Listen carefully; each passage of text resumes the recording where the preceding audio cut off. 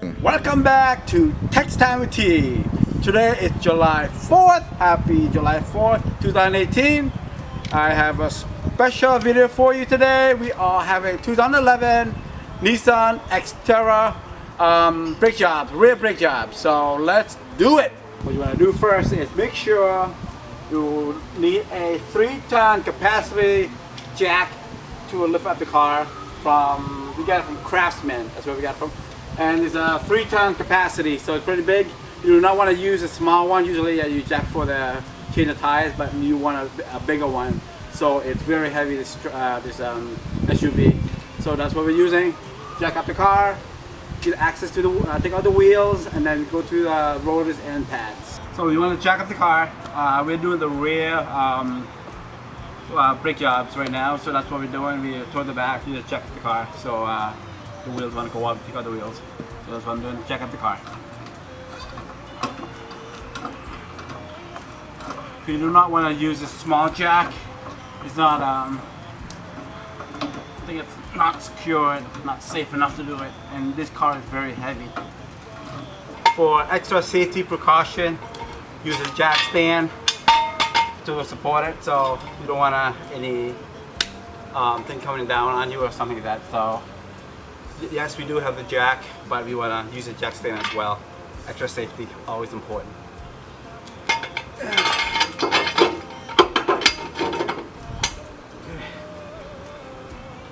So on this car, we actually have a 6 lug nuts. To remove it fast, I'm going with the power tools. If you have it, would be great, and if not, use a regular socket and wrench. But it's very hard to take it out. It's time consuming, so power tool is the best.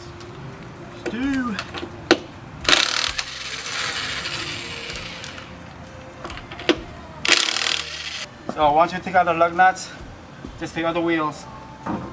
There we go. And once you take out the wheel, put it under the truck.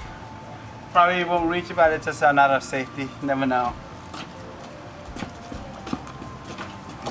Under the car. There you go. Alright, I can see we got the wheels out, and basically the reason why we changed rotors and the pads, as you can see on the rotors, the surface of it, it's not smooth at all because the pad is kind of like rub against it. It's getting bad, the pad's getting bad. So basically when you drive, you actually hear the dragging noise. That's how you know the rotor is bad and the pad. So that's the time to replace it. And that's what it is look like. And very rusted. And it's just very rough, and it's not, usually it's smooth. I will show you the new rotors once we later on, so you can see the difference. One's rough, one's very smooth.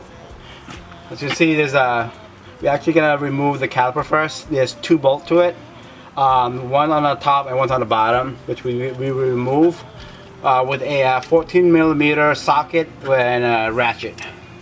I'm gonna do the top one first for you. So basically, use that 14mm. It's very tight, so you just tap it first to loosen up the bolt. There you go, it's easy, right?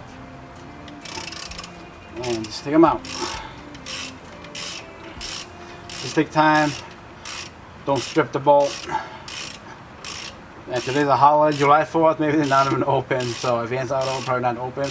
So it's gonna be a rough time to get a new bolt if you strip them. So once you loosen it up, just you can see, just take it out by your hand. It's fine. There you go. It's so short though, so it's not bad for the caliper. Once you got the top one out, so go with the bottom one. I can see right there. Do the same way. Make sure it's snug when you put them in, and then you tap it to break the nut. There you go. To loosen it. Once it's loose, take it by your hand. Here's the second bolt, top and bottom, and it should be easy to take out. So once you get the caliper out, you don't want to just hang this because it's too much tension on the brake line. You don't want to just rip out the brake line, and just put it on a crate or something. Or sometimes people actually use a zip tie and tie it over somewhere so it doesn't hang. That's for it's good to do that. So for me, I just put on that crate. As you can see, the brake pads outer is not that bad, still low. But the inside one, it's like very bad. It's like almost through the metal. I can see that this is the inner and this is the outer. And that's why we're changing it, and I will show you after too. And that's what we're doing, just take out the pads. It's very stuck onto the rotors. You just like almost like pry it out basically. Yeah, to just separate from the pad from the rotor. So just like get a flathead and just bang it out, the pads. There you go.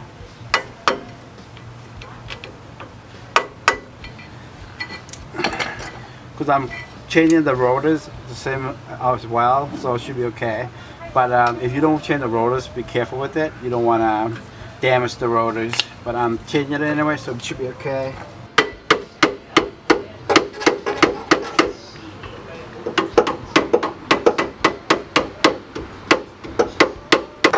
As you see, it's very tough to get on the pads. It actually like it's melted into the rotors. Maybe that's why it's not working at all on this part of it. I'm trying to like plow it out, bang it out, it's still like rough. It's like stuck on the rotors right now. That's amazing. And it's still working. Well, this is 2011. We have not changed this until now. So that's why it's like so bad. I don't think it should be that long to wait till you change your pads. So, this is crazy. Actually, oh, we got it. Got part of it. Let's do the bottom one. It's actually like prying it off. Woo! I can see we actually pried this off the rotors, and the piece of metal came out of it. And look at this. That's nuts. That is not a good thing at all. Woo! But it's done. We got it out, so we have access to the rotors. Okay, once you remove the caliper out, the two bolt, and we want to take out the bracket. So there's one top, one over the bottom. I'm gonna take it out the top first over here. So that's what I'm doing. So same thing, and I'm actually using a 19mm socket. This one for the bracket. It's bigger than the caliper socket. So what I'm doing, I'm gonna make sure it's snugged in, and you just break it loose.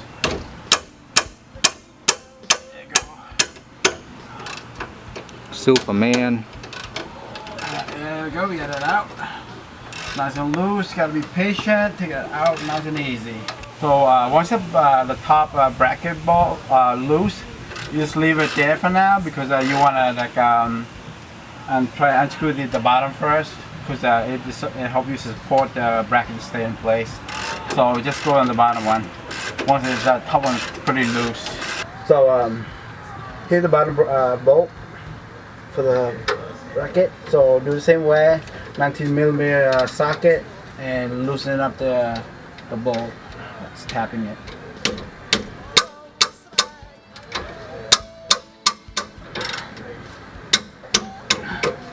There we go. Loose.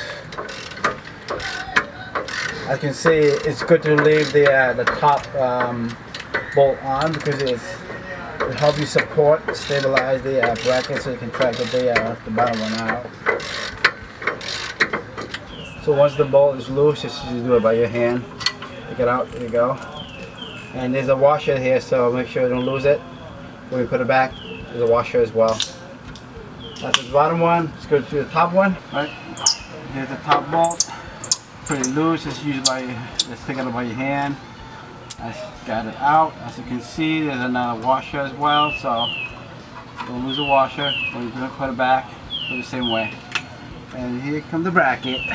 So we'll take out the bolt. Just take the bracket out. Nice and easy.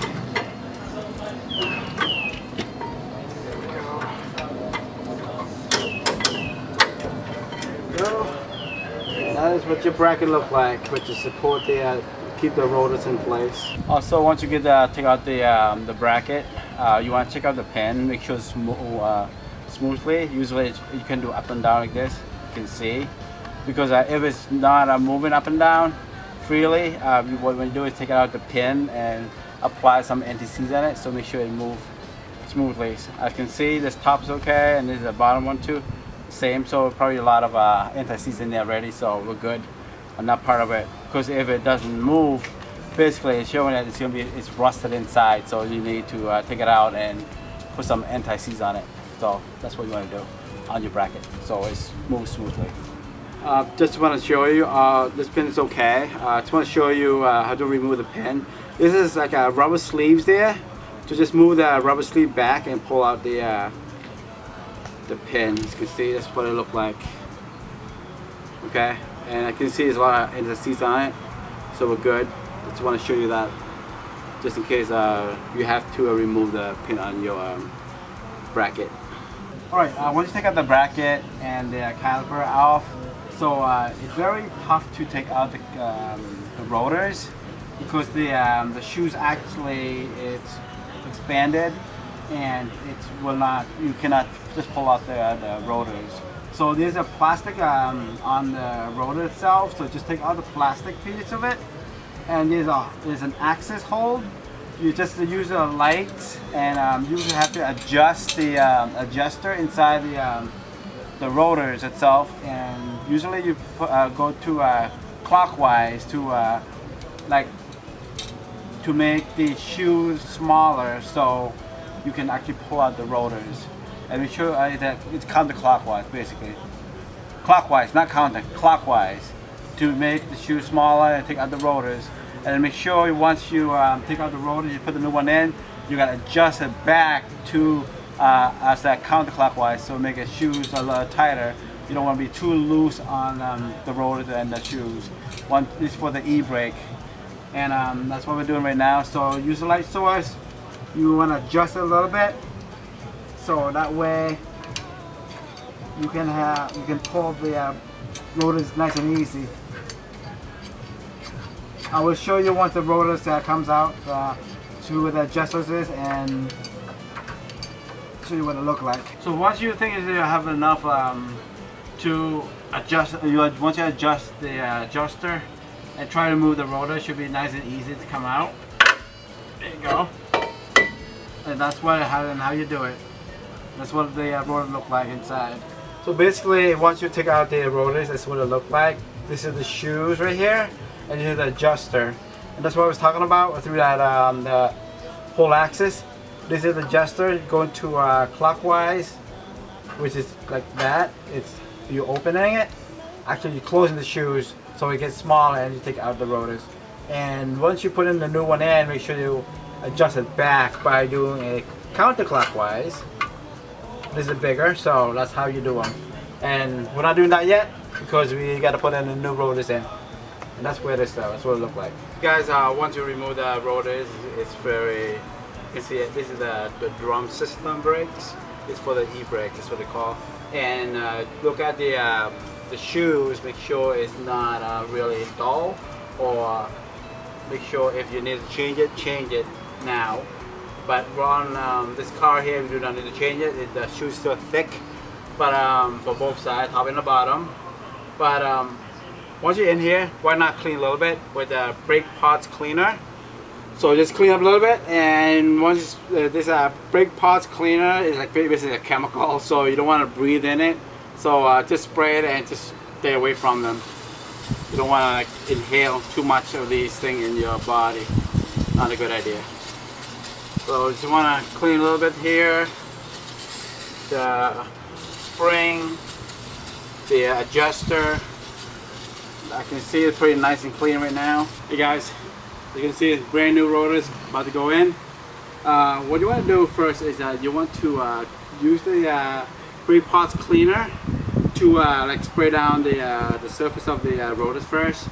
Because usually the manufacturer actually put oil on this thing for protect it, so that way it won't be rusted or won't. And also, if you don't remove the oil and you put it on, and once the car stops moving and you apply the brakes, you can smell the burning of that oil. So it smells. So you don't want to forget to take it out by the brake parts cleaner. Just spray it out.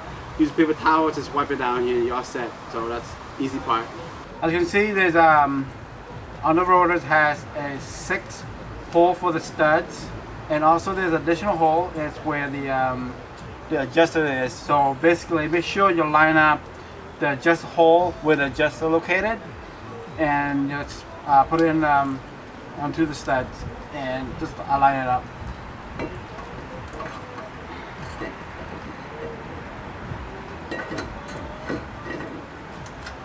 And slide right in. That's where the hole is. That's where the adjusters is.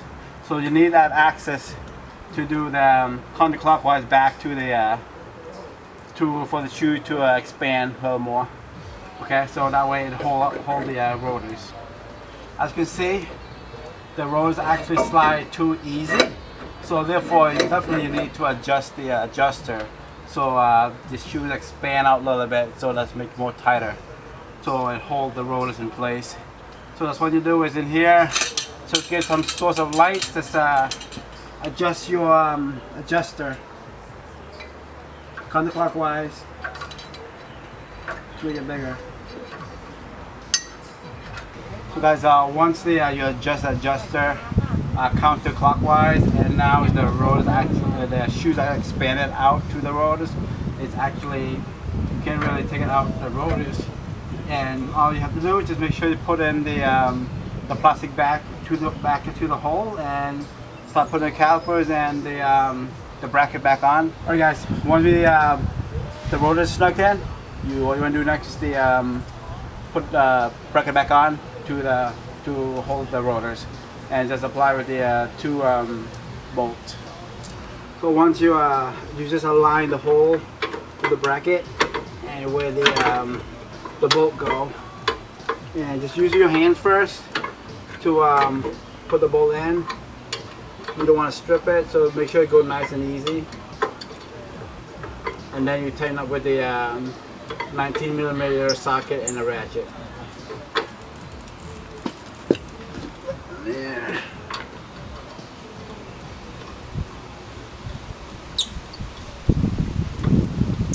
Just try to tighten it with the hands, both bolt, top and bottom, to make it tighter to secure the bolt.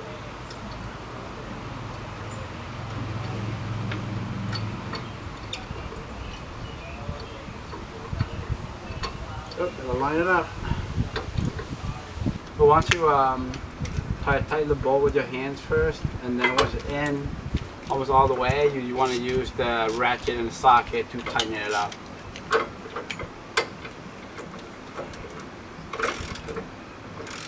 Nice and easy.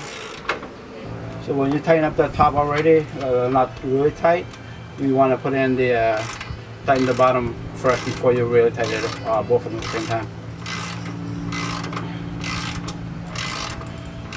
So you want to line it up, you know, just nice and easy from both bolt, top and bottom.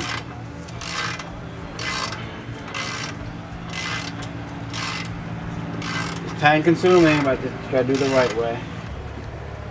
So once it's tight, you wanna sure you bang it up a little bit for the final touch. But you don't want to strip it either, but make sure it's tight enough. Because the bracket's very important. You actually hold up the almost everything together. The brake system. That's the bottom one. Should be good. And tighten up the top one.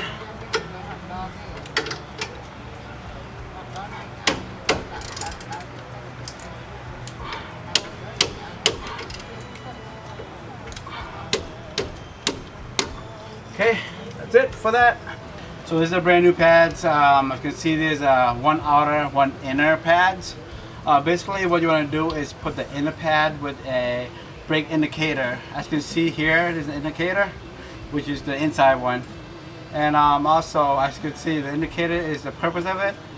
Once there's pads run out, it actually scrape against this indicator. It's a melt piece. That's why you hear the squeaking noises once your pad is out.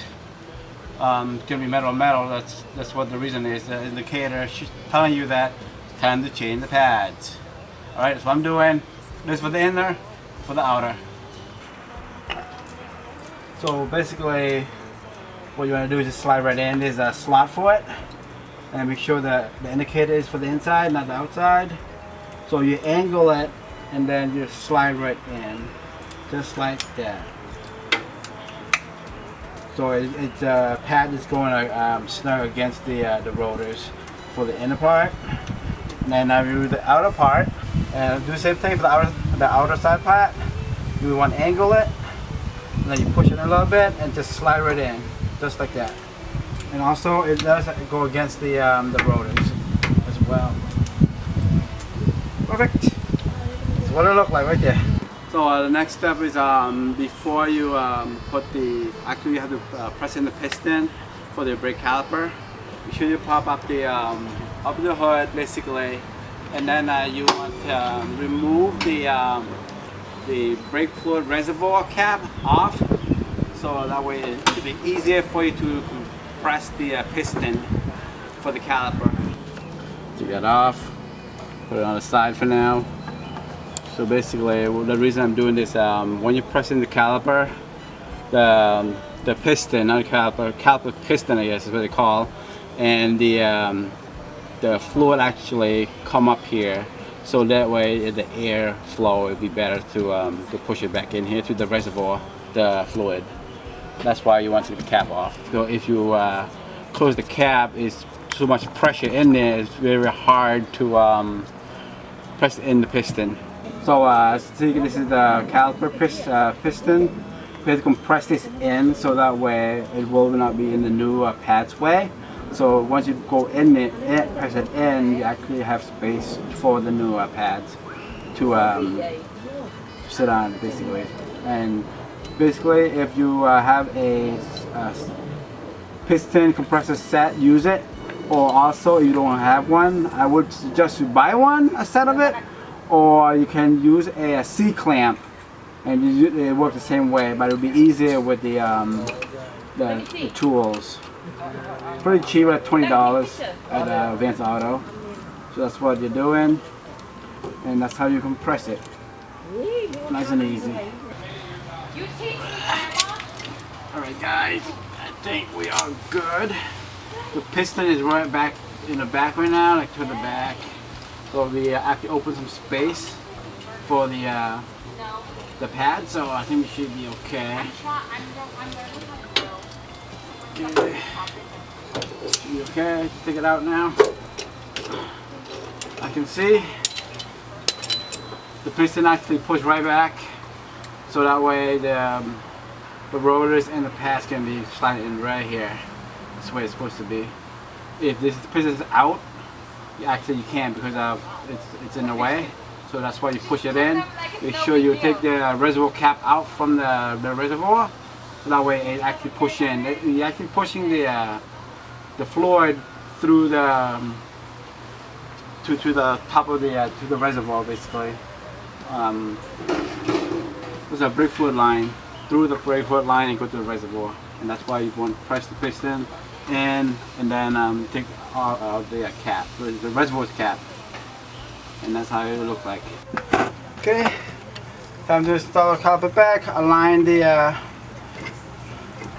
caliper to the rotors and the pads, and align the hole with the where the bolt goes, and use your hand to put in the bolt, the top and the bottom.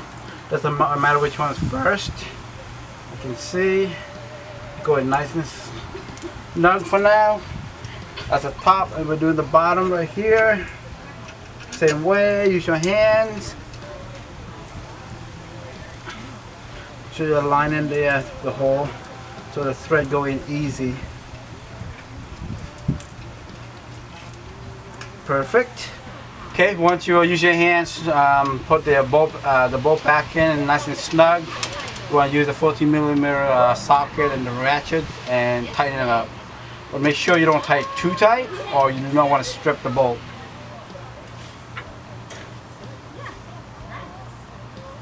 Perfect. Tighten off as the top, and do the same on the bottom. Okay, top's done, so let's go with the bottom one.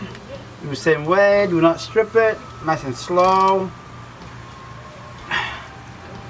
Make sure it's going straight. And all set. We're good.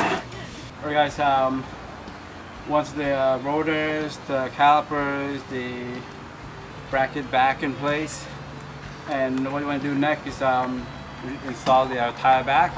As you can see, I installed one of the lug nut already, so it holds the tires in place.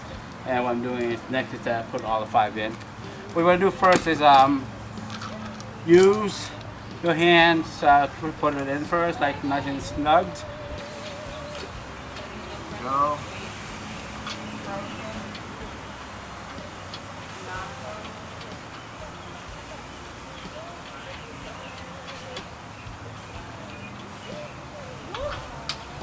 So once you use your hand and put the lug nut back in nice and tight, like nice and snugged, I mean, and use the power tool to tighten up the lug nuts. There you go.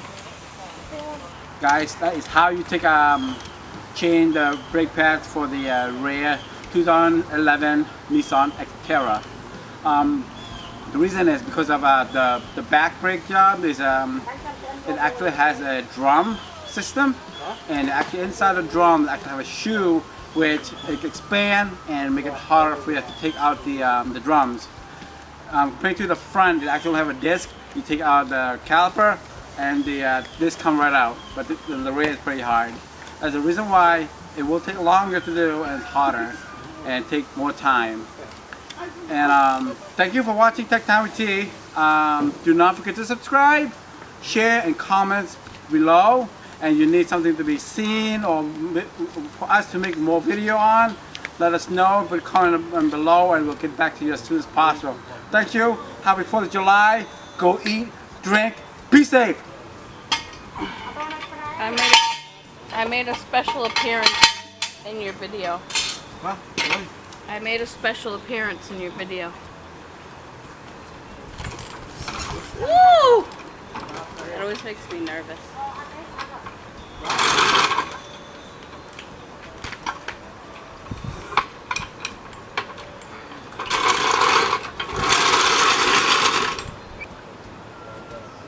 Finally, you do not want to forget to put the reservoir cap back on, because if you press the brake, it just keep going right down to the floor. So close it, and then you press down the pedal of the brakes.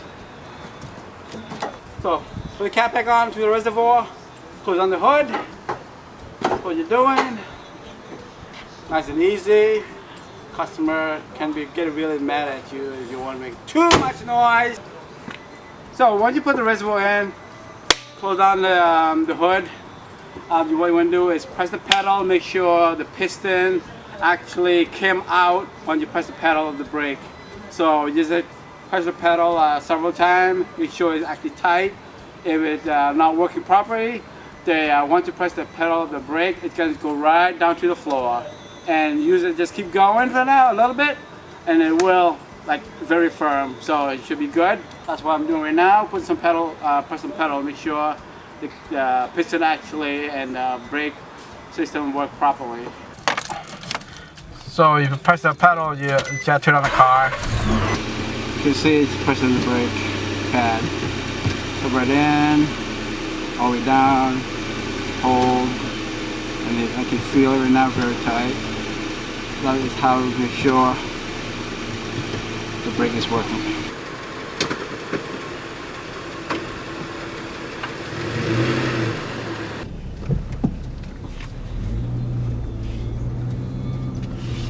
Alright, so how's the vehicle feeling?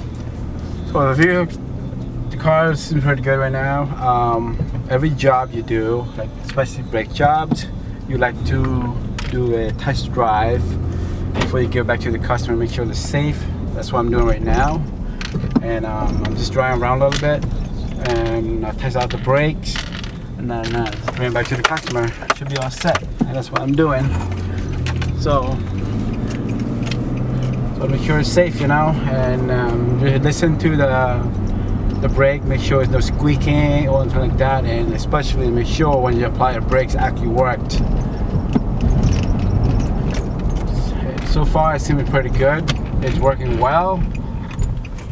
Let's try the brake right now. It works, so it's pretty good. Keep going. Throwing the cameraman around. That's part of the testing, I guess, right? Buckle up. Go for the test drive.